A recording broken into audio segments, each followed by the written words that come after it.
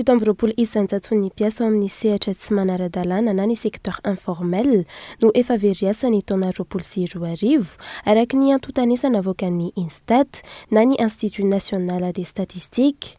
No io toedrara io efa tafiditra ao anatin'ny récession économique na ny fitotonganan'ny toe-karena ao anatin'ny fotoana aingana i Madagasikara amin'izao hoy ireo mpahay toe-karena.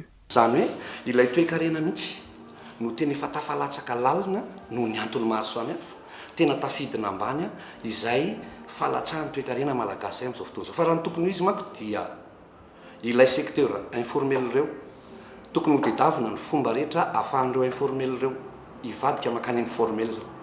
Nefa ireo informel ireo indray zany zao nefa very asa noho ny tsy fisian'ny tolotr'asa mazava ho azy no mahatonga an'izay. Maninona ny tolotr'asany tsy misy eto Madagasikara satria ilay toe-karena mihitsy no marefo.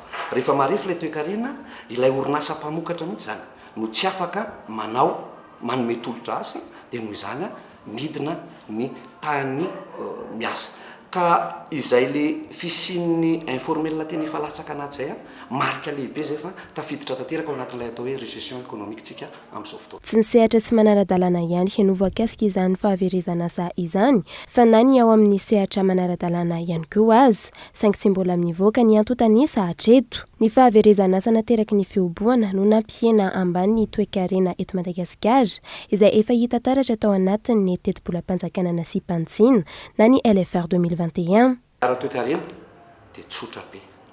Tena mbola ao anatina situation délicate foana ny toe-karentsika après an'ity tonty. Aza adino fefa niteny izay mpahay toe-karena tany lolo tany raha mbola nandeha io Covid-19 io tamin'ny 2019 hoe raha tsisy fepetra raisin'ny fanjakana aingana dia aingana dia ny récession économique any tsy mbola ity 2020 fa ny amin'ny 2021. Ny dikan'izay ny somary ny moyen terme ny atenatenanezaka ny tena hiatra tanteraka le fiantraikan'io valanaretin'io raha nisaka raha toe-karena. Noho izany dia tokony handray fepetra aingana ny fanjakana.